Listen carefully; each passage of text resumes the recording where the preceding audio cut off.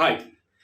ఈ రీల్ చూసే వాళ్ళందరికీ ఒకటే ప్రశ్న. స్టార్టింగ్ ప్రశ్న ఏంటని అనుకోవద్దు దయచేసి. సో మీలో ఎంతమంది ఆన్లైన్ షాపింగ్ మాల్స్లో షాపింగ్ చేయకుండా ఉంటారో వాళ్ళకి ఈ రీల్కి ఎటువంటి సంబంధం లేదు.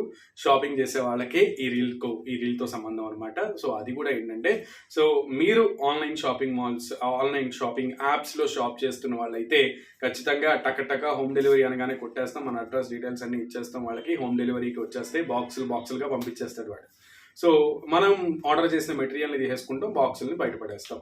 కట్ చేస్తే ఆ బాక్సుల మీద ఉండేటువంటి మన అడ్రస్లు, పర్సనల్ ఇన్ఫో అంతా కూడా సైబర్ కేటగాళ్ళకి వెళ్తోంది. సో వాళ్ళు ద నెక్స్ట్ డేనో ఇమీడియట్గానో మనకి ఫోన్స్ వస్తాయి. దట్ యుఐడి నుంచి కానీ, లేదంటే గవర్నమెంట్ ఆఫీస్ నుంచి కానీ, బ్యాంక్స్ నుంచి కానీ కాల్ చేస్తున్నామంటే కూడా అమాయకుల్ని టార్గెట్ చేసి మోసం చేస్తున్నారు. వాళ్ళు జెన్యూన్గా కాల్ చేసినట్టుగా మాట్లాడతారు.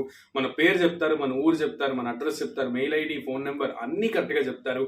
ఈ డీటెయిల్స్ అన్నీ తనకి ఎలా వచ్చినాయి అంటే ఖచ్చితంగా జెన్యూన్ అయ్యి ఉంటుంది అని మనం కూడా యాక్సెప్ట్ చేస్తాం. సో అలానే మీకు ఆన్లైన్లో కేవైసీ చేస్తాం, ఈ లింక్ ఓపెన్ చేయండి, ఈ లింక్ పంపిస్తాం అని అంటారు.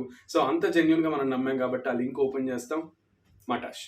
అక్కడితో మనం సేవ్ చేసిన సేవింగ్స్ అన్ని కూడా వాళ్ళ ఖాతాలోకి వెళ్ళిపోతూ ఉంటాయి. ఇది ఒక కొత్త పంతాని ఎంచుకున్నారు సైబర్ కేటగాళ్ళు. సో దయచేసి ఆన్లైన్ షాపింగ్ యాప్స్లో ఆర్డర్స్ పెట్టుకుని ఇంటికి పార్సెల్స్ తెప్పించుకునే వాళ్ళందరూ కూడా ఆ బాక్సుల్ని, కార్డ్బోర్డ్ బాక్సుల మీద ఉన్న అడ్రస్లను తీసేసి కార్డ్బోర్డ్స్ పడేయండి, లేదా ఆ కార్డ్బోర్డ్ బాక్సులను దాచుకోండి. ఈ సైబర్ నేరగాళ్లకు మనం ఒక అవకాశం ఇవ్వకుండా ఉండాలి అన్న ఉద్దేశంతోనే ఈ రీల్ ముఖ్య ఉద్దేశం. So be alert, be safe.